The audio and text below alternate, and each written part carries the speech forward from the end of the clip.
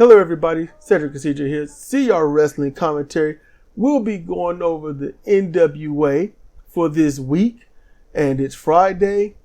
The show just ended. We started seeing the middle of the premiere, said, nope, we're going to chill, we're going to wait, we're going to do this from the beginning. You know, NWA normally doing it up as they do. So this opens with Tyrus and Kyle, as usual, as we can say for now. Tyrus was doing his whole, Mims is hurt and I don't care. Yeah. Let's have a moment of silence for Mims. Talking about him being in a wheelchair and all this other stuff. And going back to his small town, Tennessee. Yep. And it's like, look, you want to come on back. You come on back here, just don't come this way. And I'm like, oh no. Man, that's brutal. That's brutal. And so then he says, hey, look, I got the NWA Television Championship. And although I'm undefeated, I don't need to cash in that lucky 7. I don't need luck.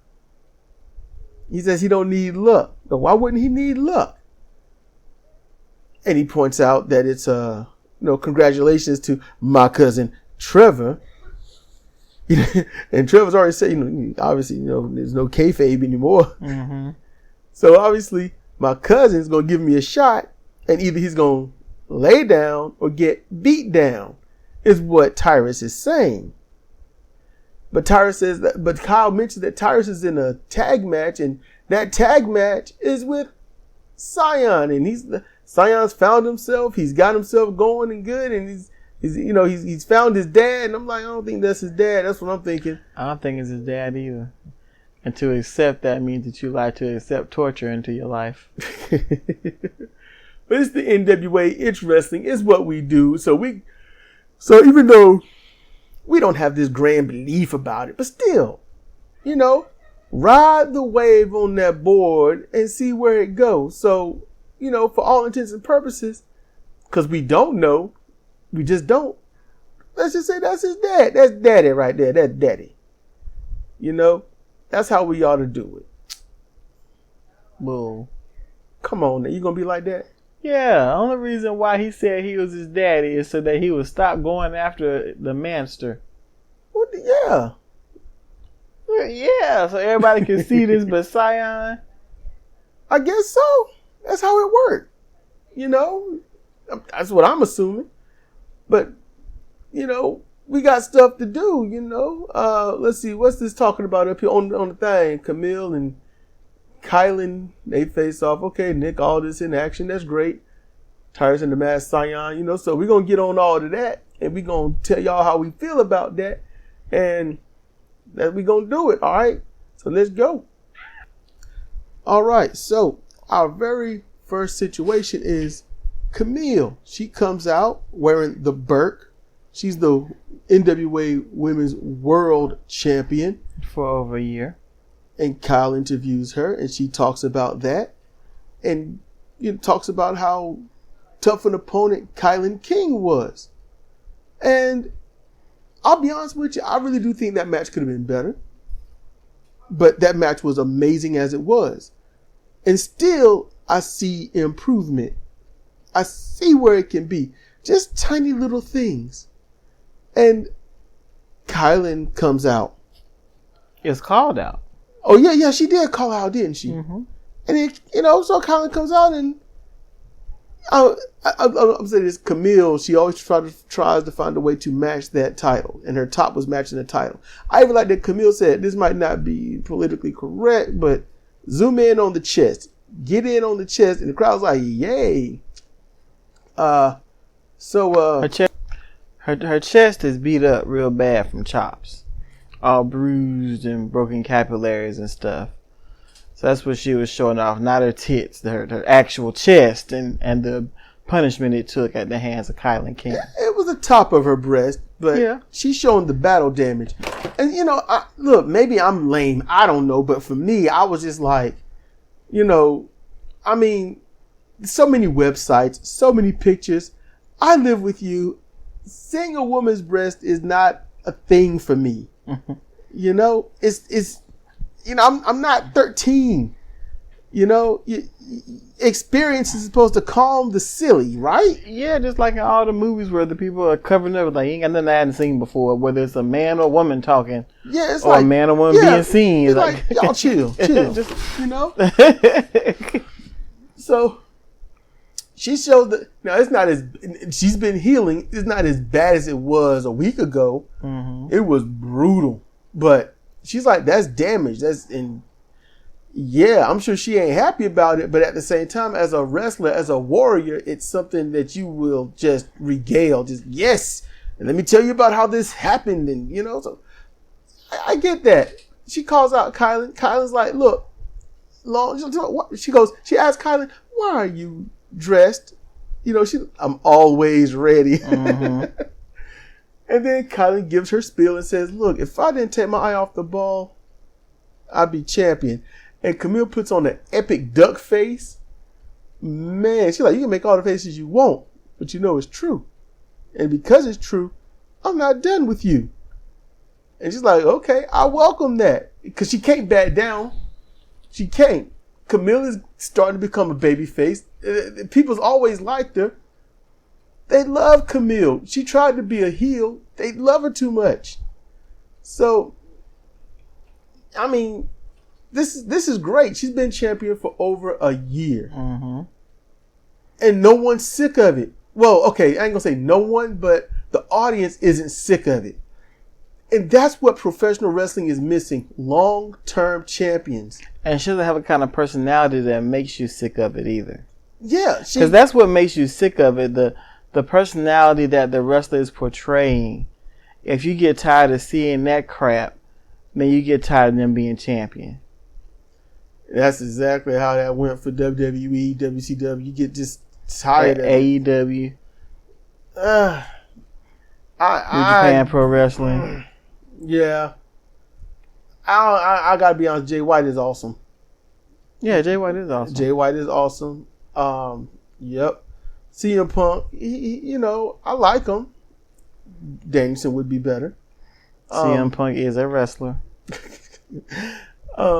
We have our reservations. Cedra's worse than mine. I'm just like, okay, let's see where he take it. But he got injured, so that's a downer. That's a setback because AEW needs some legitimacy with that title. They haven't had any yet. Mm-hmm. And CM Punk is the first legitimate champion. You look at it and say, this person needs and deserves this belt. That's what I mean by legitimate for AEW and most other places anyway. So, yeah, they obviously there's going to be a rematch. And I hope that the match is better, but I also hope that Kamille keeps it. You need a long-term champion. Kilynn King isn't in the NWA enough. You don't see her enough to say this one needs to be a champion. Hopefully, maybe we will now. Maybe. NWA needs to start getting better rotation, so you can see these people more. We see Tyrus all the time. Yes. Scion, he's always on your brain. We see Tyrus all the time, and a lot of time he ain't wrestling. He's just being large and talking shit. Yeah. But that's usually how that go. And, so it is what it is. So we're going to get on to see what's going to happen next. So let's get to that. Okay, so we get a good promo. Okay, an odd promo from Homicide. Yeah, it was odd. That was odd. But he's telling Luke Hawx, like, look, man, let's not do this. This is silly, We got better things to do. I love you. Don't be mad at it. Yeah. Like Tim Storm said, I don't know what you're mad at. Yeah. He's like, you saved me, man. Thank you. Okay. Yeah, I'm a fighting champion. I'll fight anybody. You want this precious belt, you got to come through me. It was a little less coherent sounding than that. But I guess it's just Homicide. Yeah. And look, and after that, we get a match with Brett Buffet, and he goes against the national treasure, Nick Aldis. And that was an odd match. I like that they did their research on Brett. Trained at the Nightmare Factory, All Elite Wrestling, and he's been doing work on the indie scene. And that's all good. I'll be honest with you. He don't look like he was trained at the Nightmare Factory. He looked like he got training. Maybe being on the indies, made him a bit better. But yeah, Nightmare Factory, those that represent it and come out of it don't look that good when it comes to wrestling. This guy looked all right. He looked all right.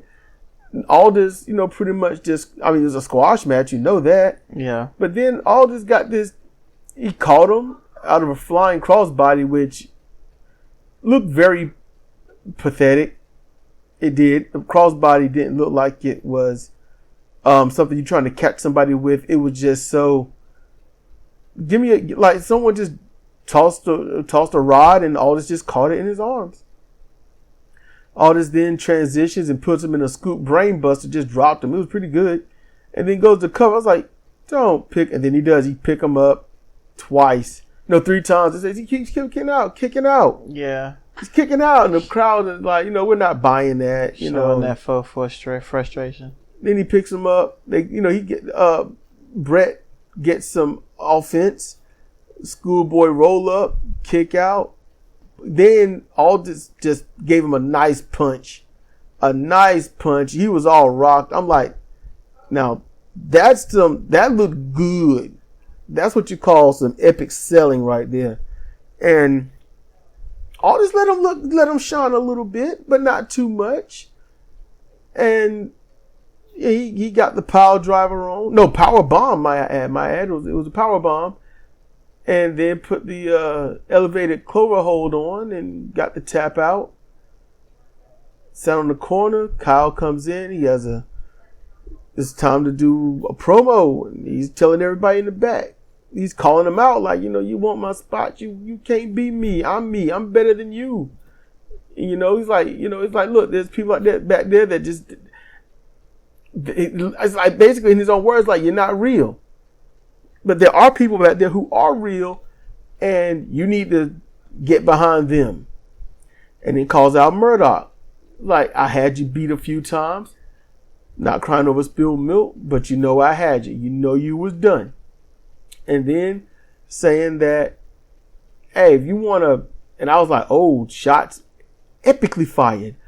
But he's like, if you want to challenge me, which that says everything right there. You want to challenge me and upgrade from paper champion to real world champion, you know where to find me. I'm like, oh man. Talking that serious trash. Yes, that's that backstage political trash. He's talking. When you call someone a paper champion, you basically say you only won this title because someone wrote it in for you to win. Or it's set up for you to win. Yeah. For example, the best example of that would be Rocky 3. Mm-hmm. Not that, for all intents and purposes, everybody, not that Rocky was written to be champion, but he won the title, and then it's written that every opponent he has, even though they're great athletes, will never hold a candlestick to him. So they're good fighters, but they aren't, as Mick would say, they're good fighters, but they're not killers. Yeah. He'll knock you into tomorrow, Rock. I love how he said that. That was just chef's kiss on that.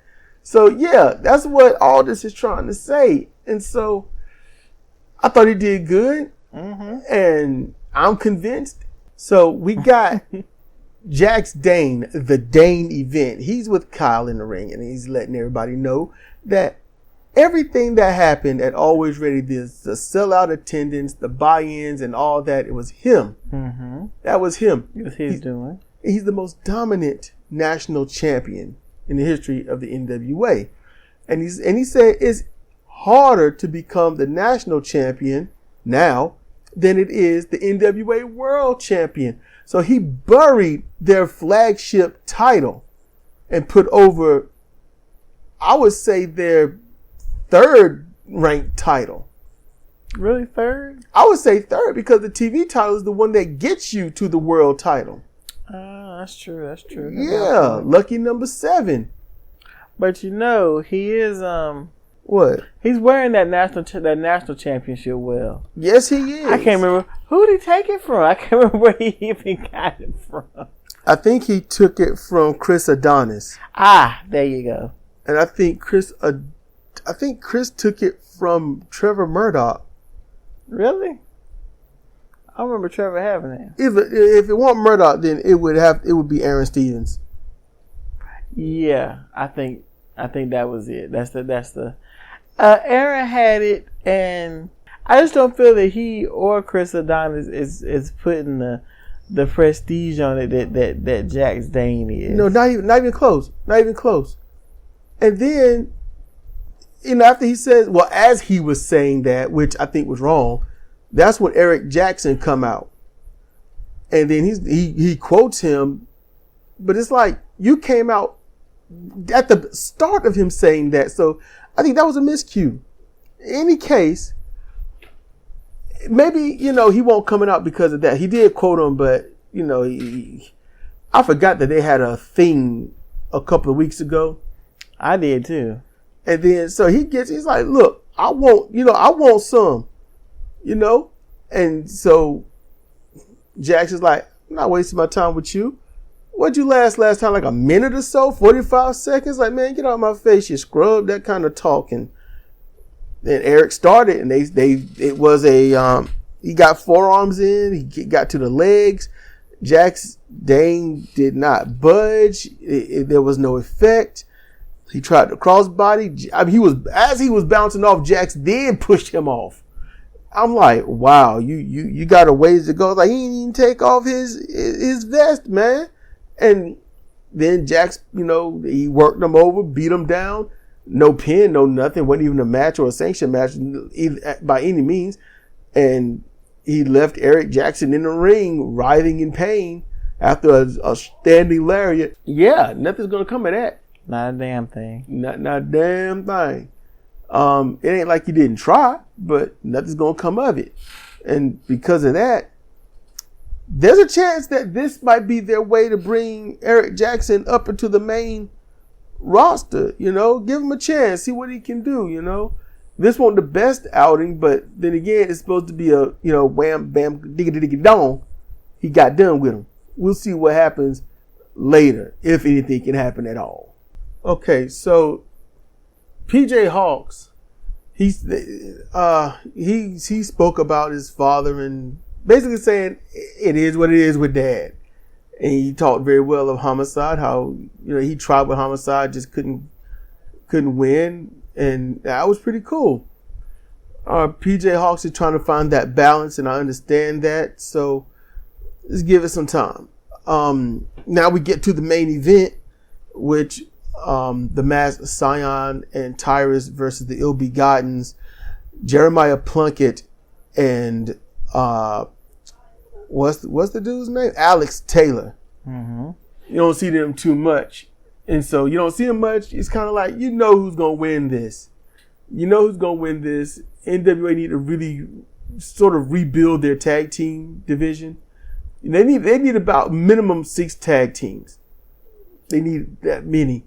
They do a great hour or so of time on YouTube, whatnot, but I really do think the NWA need to drop as many promos and put in some action. Even if that action's gonna be 3 minutes, that's fine. That's fine. Get in, squash, done. It's okay. This match here, I'm gonna get to I got a working theory here about Cyan, but I'm gonna let you know. This match here, it was a standardized match. No really decent, I could say, offense in terms of longevity by the Ill Begotten. Now they got a nice thing on Cyan.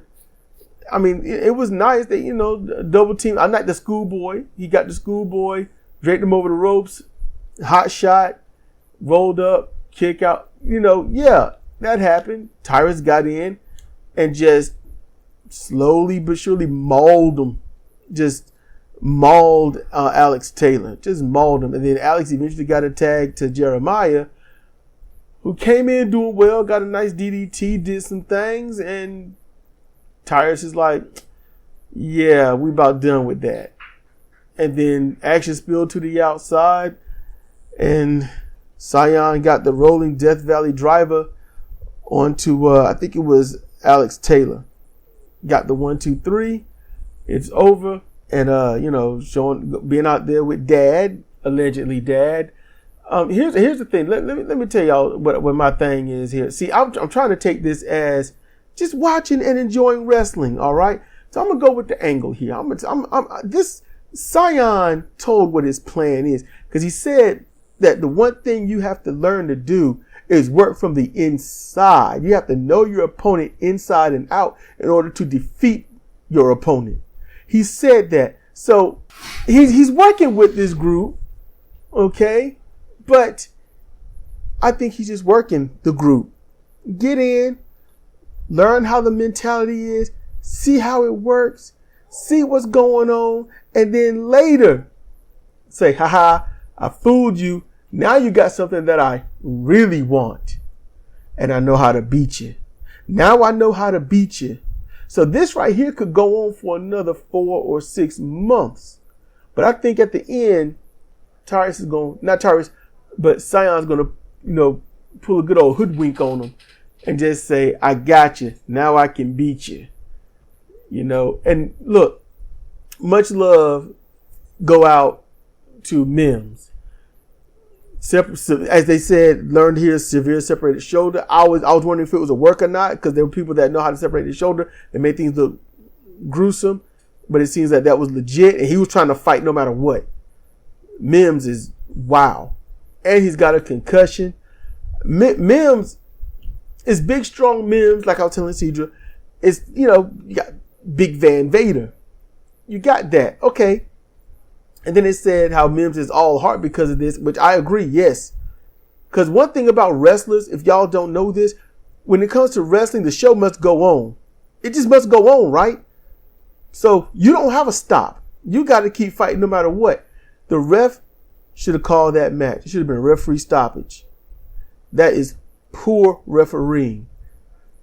And the ref is probably working with, I know how the end is supposed to be, and this ain't it, so I'm going to let him do them. No, he should have stopped it. He should have stopped it.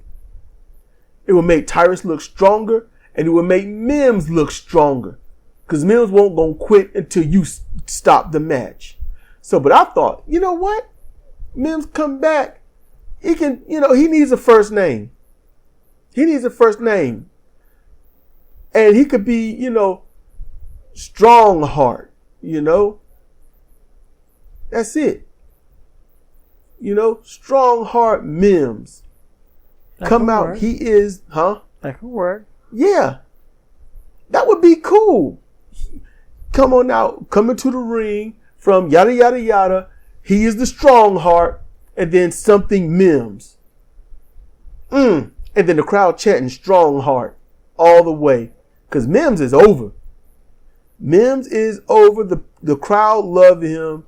They appreciate him. And after hearing all this information tonight, I'm pretty sure his stock has gone up. All right. So, look, that's going to do it for this. All right. I hope y'all enjoyed this, because we like doing this. And just let y'all know how we think about these shows and little segments. We're going to do it for this. It seems that, no one's really interested in AEW Dark or anything AEW. So we're going to stick with the NWA. If y'all really want us to review something else, let us know in the comments section on YouTube or mostly here on Spreaker. Support us here on Spreaker. So with that said, for Cedra Owens, it's been Cedric Kennedy for CR Wrestling Commentary on the NWA Power. Y'all take care and see you next time.